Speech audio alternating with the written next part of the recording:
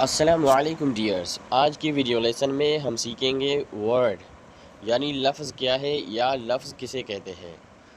ڈیئرز، لفظ کو آسانی سے سمجھنے کے لیے آپ نے اس ویڈیو کو مکمل دیکھنا ہے۔ اس ویڈیوز کے لیے ہماری چینل اسٹڈی ود محمد ہاشم کو سبسکرائب کریں، اپنے رائے کا اظہار کرنے کے لیے کمنٹ کریں۔ تو چلیے ڈیئرز سیکھتے ہیں۔ واٹ از ورڈ یا لفظ کیا ہے؟ A group of different letters is called a meaningful word. مختلف حروفوں کا مجموعہ بامعنی لفظ کہلاتا ہے۔ ڈیئرز، ڈیفینیشن میں 2 پوائنٹس ہے۔ ایک پوائنٹ ہے a group of different letters یعنی مختلف حروفوں کا مجموعہ۔ ترتیب سے گرامر کے مطابق حروفوں کو رکھنا۔ اگر ترتیب سے نہیں رکھیں گے، بغیر ترتیب رکھیں گے تو وہ لفظ کوئی معنی نہیں دیتا۔ جیسے کہ یہ ایگزامپل میں الفاظ ہے۔ میننگ فل ورڈز یعنی کہ بامعنی لفظ، وہ الفاظ جس میں لیٹرز کو ترتیب سے رکھا گیا ہو اور ایک ورڈ بنتا ہو، وہ ورڈ ایک میننگ دیتا ہو، جیسے کہ جگ، اسٹاپ، ڈور، وال، ہارس، پاکستان ایٹسیٹرا۔ ایک اور ڈیفینیشن ہے، word is a meaningful group of letters, لفظ حروفوں کا ایک بامعنی گروپ ہے، وہی میننگ فل۔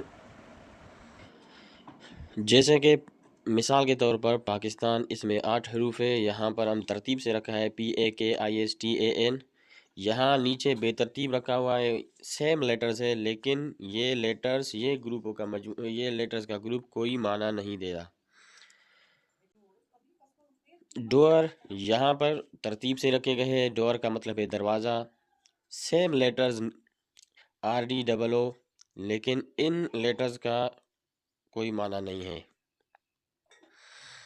DEAR اس کا مطلب ہے پیارا، DRAE سیم لیٹرز ہے، ترتیب سے نہیں رکھے گئے ہیں، اس کا کوئی معنی نہیں ہے۔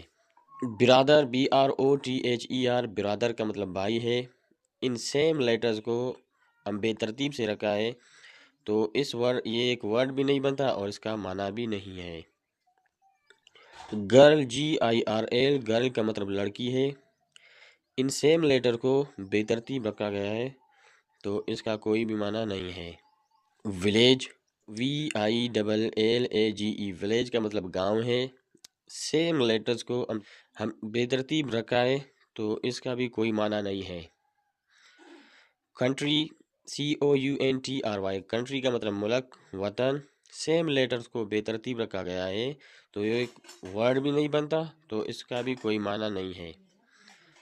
ویجیٹیبلز اس کا مطلب سبزیاں ہیں، ان سیم لیٹرز کو بے ترتیب آؤٹ آف گرامر رکھا گیا ہے تو اس کا بھی کوئی معنی نہیں ہے۔ یہ ویڈیو اگر آپ کو اچھی لگی ہو تو ہماری چینل کو سبسکرائب ضرور کریں۔ شکریہ۔